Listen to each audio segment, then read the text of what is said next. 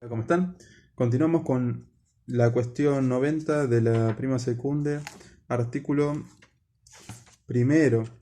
Estábamos resaltando la frase que dice: ahora bien, la regla y medida de nuestros actos es la razón, que como ya vimos constituye el primer principio de los actos humanos, puesto que propio de la razón es ordenar el fin, y el fin es, según enseña el filósofo, el primer principio en el orden operativo. El primer principio en orden operativo, ¿qué quiere decir? Es similar a la frase: la intención es anterior a la acción y lo último que se logra, ¿no? ¿Qué quiere decir en definitiva? Que uno primero piensa en las cosas y las ordena para poder llegar a ese fin que se propone. Ese fin está antes de la acción porque es el objetivo que me propongo, después viene la acción y también el fin se encuentra al final de la acción porque es lo que se logra.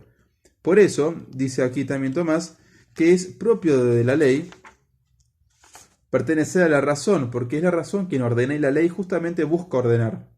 Por este motivo, cuando aquí hablamos de que es el primer principio en orden operativo, la razón hace referencia a que la razón ordena el acto del hombre, ¿no? Ordena el actuar humano. Por este motivo es importantísimo decir que la ley sí pertenece al ámbito de la razón, no es al ámbito de la voluntad. No es que yo quiero hacer esto, entonces lo voy a promulgar como ley y se acabó.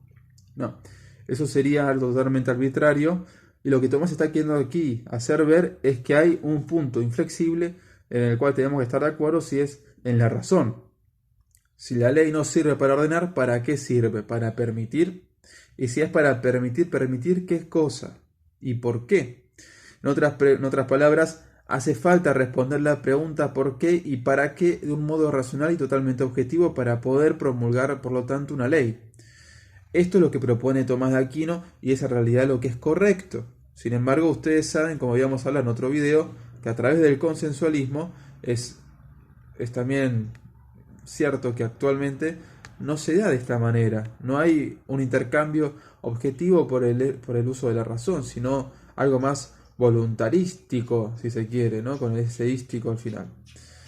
Ahora, la razón, como les comentaba también en otra ocasión, es la primera en ser plasmada por la virtud llamada prudencia, ¿no?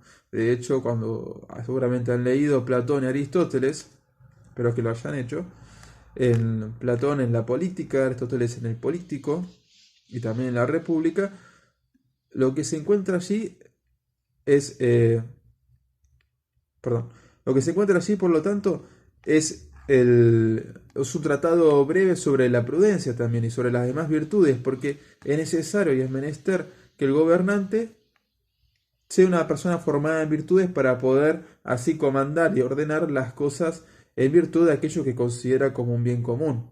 En otras palabras, si no hay orden, no va a haber progreso, ¿no? Va a haber un progreso que en realidad va a ser imaginario o ficticio, pero no es un progreso real, porque no se va a progresar en la obtención del bien, porque no se ha pensado el bien. Si por el contrario, como venimos promulgando aquí por medio de Aristóteles, de Tomás de Aquino, también de Platón, si por el contrario tenemos en cuenta y tenemos en la cabeza ese bien común, ese orden, ese fin, ¿no? Es necesario, por lo tanto, hacer o promulgar leyes, escribir leyes que estén en consonancia con ese bien común que considera la razón, de modo objetivo, ¿no? ¿Cómo notamos la objetividad aquí del bien común? Porque justamente nos afecta a todos de modo positivo. Si el bien común no promulga la humanidad particular, quiere decir que ese bien común es ficticio o es erróneo. Por eso las leyes lo que tienen que hacer es ordenar las personas hacia ese bien común. Si encontramos muy bien que en Tomás de Aquino no aparece en por lo menos en estos primeros artículos, la palabra bien común, es porque se está hablando de él de una manera tácita, porque como ustedes están aquí observando, se habla de la razón. Y se busca entonces esa apoyatura en lo real a través de la razón y la concordancia que tiene que tener la ley con el orden y el fin que también estipula la razón. De hecho, como veremos en la cuestión siguiente, si no me equivoco, la 91, cuando se pregunta si hay distintos tipos de leyes, va a hablar también de la ley divina y cómo la ley humana participa de esa ley divina. Ahora lo vamos a ver. Y la ley natural, que está como en el medio. Ahora lo vemos. Segundo artículo. La ley se ordena siempre al bien común. ven, aquí ya aparece la frase bien común. En el primer artículo no hacía falta, porque hablábamos ya de la objetividad, ¿no? Si pertenecía a la razón y por lo tanto era algo que ordenaba. En cambio aquí ya sí hablamos del bien común, que es el fin. No es como el fin, sino que es el fin. De hecho, las leyes tienen como raíz o como motivación inicial el bien común, o deberían tenerlo. Responde Tomás, en cambio, en el set contra. Está lo que dice San Isidoro en el quinto libro de las etimologías. La ley no ha sido escrita para provecho particular de nadie, sino para utilidad común de los ciudadanos. Hay que decir, dice Tomás, hemos visto que la ley, al ser regla y medida de los actos humanos, pertenece a aquellos, que es principio de estos actos. Pero así como la razón es principio de los actos humanos, también hay en la razón misma algo que es principio de todo lo demás, a lo cual por lo tanto ha de responder la ley de manera principal y primaria. Ahora bien, el primer principio en el orden operativo, del que se ocupa la razón práctica, es el último en el fin, es lo que decíamos antes, primero en la intención, último en la concretación. Y como el último fin de la vida humana, según ya vimos, es la felicidad o bienaventuranza, síguese que la ley debe ocuparse primariamente del orden a la bienaventuranza. Además, la parte se ordena al todo como lo imperfecto a lo perfecto, y el hombre individual es parte de la comunidad perfecta. Luego es necesario que la ley se ocupe de suyo del orden de la felicidad común. De ahí que el filósofo, en la sobredicha definición de las cosas legales, haga mención tanto de la felicidad como de la comunidad política. Dice en efecto en el quinto libro de Ética que llamamos cosas legales justas a las que promueven y conservan la felicidad y todos sus requisitos en la convivencia política, teniendo en cuenta que la comunidad perfecta es la ciudad, como también se dice en el primer libro de la política. A ver, en pocas palabras, antes de pasar a otro párrafo, vemos aquí primero que estaba establecido el orden objetivo de la comunidad, del bien común, de la política, de las leyes, de todo, en la razón. Ahora, hay un punto fundamental, y es que aquí Tomás está dando, cito, el tratado sobre el fin del hombre, que es un tratado aparte dentro de la suma teología, ¿no? Y él dice que la finalidad del hombre es la bienaventuranza o la felicidad, ¿no? El encuentro con Dios, la comunión con Dios. ¿Esto qué quiere decir? Que la persona fue hecha para esto, que esta es su felicidad máxima, la comunión con Dios. Si tiene en cuenta esto, las leyes deberían estar promoviendo esto, ¿no? Pero ustedes se podrían a su vez preguntar, perfecto, si las leyes tienen que promulgar, tienen que dirigir, tienen que ordenar al pueblo para hallar ese bien común, ¿qué mejor ley, ¿no?, que obligar a todos a ir a misa los domingos? Supongamos, ¿no? ¿Por qué no se hace eso? Por ejemplo, si fuera una ley, estaría prohibido no ir a misa los domingos, las personas se podrían, entre comillas, ¿no?, porque no es así como se realiza el acto de salvación, pero se podrían santificar yendo a la misa, nada más, sin estar presente de espíritu, solamente de cuerpo, y otras cosas más podrían decir, ¿no? Pero, y otras leyes que promuevan justamente el ejercicio de la fe católica, ¿no?, en la práctica, solamente de forma pasiva en cuanto a lo que se cree, sino también en cuanto a lo que se hace. Pero ¿por qué no? ¿Por qué no hacerlo? ¿No? Si está la posibilidad, ¿no? ¿Por qué no? Porque la fe también es un acto libre, ¿no? De hecho, Jesús mismo alaba a quienes creen sin ver. Quienes creen sin ver son aquellos, como nosotros, que no viendo directamente, confían en aquel que les transmite la palabra de Dios y confían también en aquel de quien se habla, ¿no? Entonces, esta confianza se da solamente en un ámbito de la libertad porque no es evidente. La fe no es evidente, ¿no? Si fuera evidente sería ciencia. Entonces, la fe, por lo tanto, es creer en las cosas que no se ven, como se dice comúnmente, y como también San Juan de la Cruz transmitía en varias de sus poesías, ¿no? Para ir a donde no sabes, has de ir por donde no sabes, etcétera. Pero bueno, volviendo a nuestro artículo, ¿por qué no promulgar una ley entonces que obliga a la gente a ir a misa? Porque la fe no es eso. La fe no es eso. La bienaventuranza se puede lograr mediante la obligación, no. La bienaventuranza se logra mediante la encarnación de las virtudes en Cristo, ¿no? Como decía San Buenaventura en el comentario de las sentencias. Por eso, las personas como nosotros, ciudadanos sencillos, comunes, lo que tenemos que hacer no es esperar que se promuevan este tipo de leyes, sino encontrar dentro de las leyes humanas, o podemos decir civiles, puntos que ayuden o promuevan indirectamente la fe.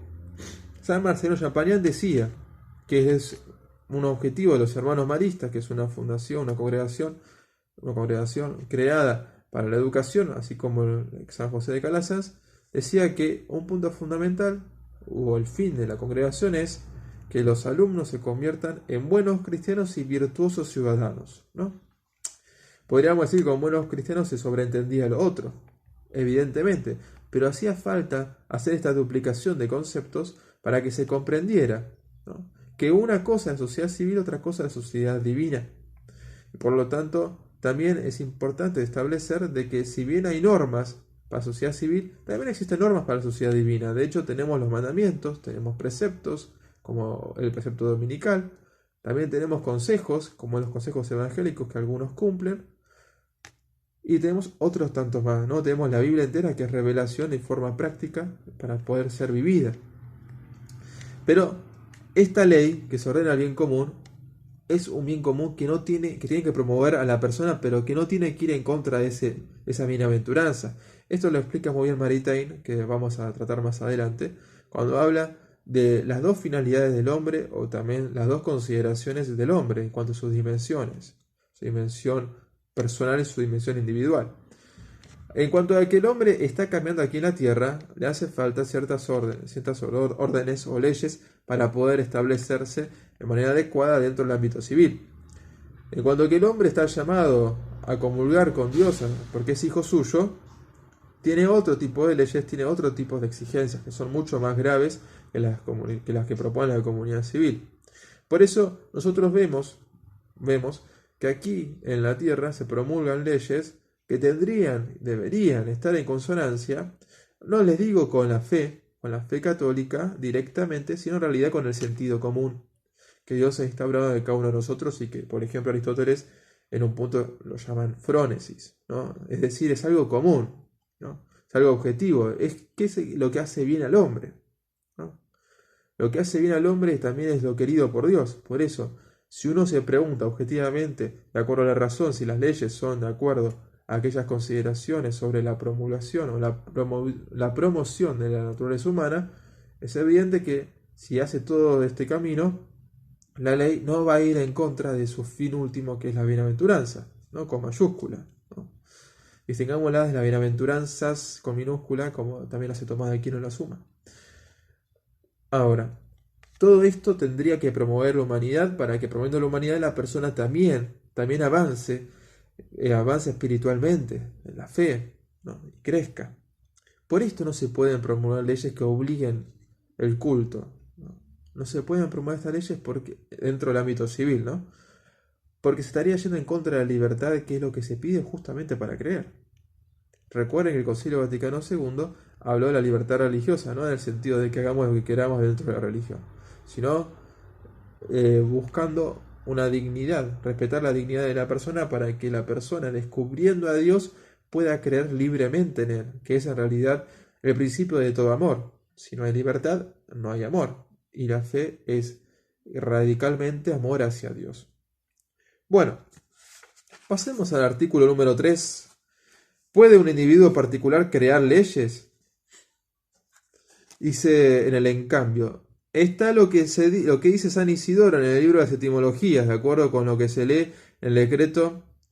La ley es una determinación del pueblo sancionada por los ancianos juntos con la plebe. Luego las leyes no puede hacerlas uno cualquiera. La ley propiamente dicha tiene por objeto primero y principal el orden al bien común, pero ordenar algo al bien común corresponde ya sea a todo el pueblo, ya a alguien que haga sus veces. Por lo tanto, la institución de la ley pertenece bien a todo el pueblo, bien a la persona pública que tiene el cuidado del mismo, es decir, el representante. Porque también es en cualquier momento, en cualquier otro ámbito de cosas, el ordenar a un fin compete aquel de quien es propio este fin. Sencillo. El fin al cual se ordenan las leyes es el bienestar del pueblo, es el bien común, común porque justamente es común a todos. Lográndose ese bien se logra la promoción de la humanidad de todos, ¿no? Ahora, ¿a quién compete dictaminar esas leyes, promulgarlas? ¿A todo el pueblo? Sí, porque el fin es para todo el pueblo, pero para una mayor organización, Tomás de Aquino también en otro libro que después vamos a leer, promovía que un dirigente, justamente dirigente por cómo dirige al pueblo en las virtudes, sea quien estuviera a la cabeza, ¿no? Y que por tanto él estaría promulgando todo el pueblo. Esto no es una representación al estilo de Jean Bodin, como vamos a ver más adelante, sino que en realidad tampoco estamos hablando acá directamente de una democracia, ¿no? Sino que estamos hablando de una persona virtuosa, como ya lo proponían los griegos, que estuviera a cargo del pueblo para poder dirigirlo hacia la virtud, justamente. ¿La promulgación de la ley es esencial a la ley? Evidentemente sí, ¿no? Uno no puede cumplir algo que no conoce. Sin embargo, vamos a leer un poco la solución donde dice Tomás: como ya vimos, la ley se impone a los súbditos como regla y medida, pero regla y medida no se imponen sino mediante su aplicación a lo que han de regular y medir. Luego, para que la ley tenga el poder de obligar, cual compete a su naturaleza, es necesario que sea aplicada a los hombres que han de ser regulados conforme a ella. Esta aplicación se lleva a cabo al poner la ley en conocimiento de sus destinatarios, mediante la promulgación. Luego la promulgación es necesaria para que la ley tenga fuerza de tal. Y así, de las 4 conclusiones establecidas se puede inferir la definición de la ley, la cual no es sino una ordenación de la razón al bien común, promulgada por quien tiene el cuidado de la comunidad. Ustedes miren esto, reflexionen sobre la última parte, que donde tenemos una definición de ley que Tomás establece al finalizar el último de los artículos de la cuestión 90, diciendo en pocas palabras: después de haber analizado todo lo anterior, podríamos llegar a la conclusión que la ley es esto, y habla de una ordenación de la razón, tanto interior como exterior, porque quien la promulga tiene una ordenación interior para poder realizar la ordenación exterior en quien la escucha, ¿no? Y el quien tiene que obedecerla o acatarla, que somos nosotros, la cual no es sino una ordenación de la razón al bien común. La ley es eso, promulgada, agregalo el artículo 4, por quien tiene el cuidado de la comunidad. Tiene el cuidado de la comunidad. ¿Quién se lo dio? Miren, también Tomás es un hijo de la época, ¿no?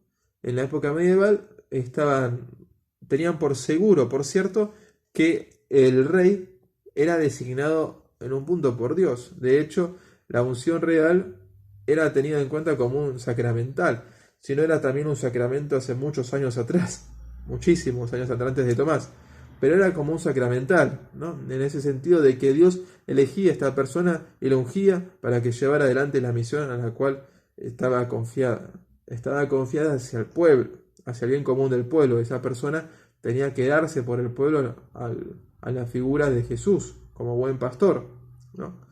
Por eso es importantísimo aquí resaltar que esa función, como les decía antes, es confiada por esa persona como un carisma de conducción política, conducción de polis, de la ciudad.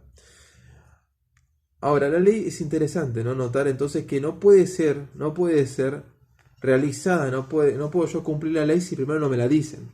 La promulgación de la ley, por lo tanto, es esencial a la ley, es esencial, porque la ley tiene que ordenar, y para ordenar tiene que ser proferida la palabra. No basta con que el dirigente, el presidente, por ejemplo, la piense, el gobernador, el rey la piense, sino que es necesario que la profiera, que la diga en voz alta, y que de hecho en aquellas épocas, cuando sacaban un decreto real, las personas escuchaban por boca de un vocero lo que estaba allí escrito, porque no todos, mejor dicho, muy pocos sabían leer. Entonces era necesario que por medio de la voz llegara la promulgación de la ley. No bastaba con dejarlo escrito, como hacemos hoy, sino que es importante también decirlo, ¿no? Como se hacía en aquel momento. Bueno, hasta aquí la cuestión 90. Después pasaremos a la 91. Hasta luego.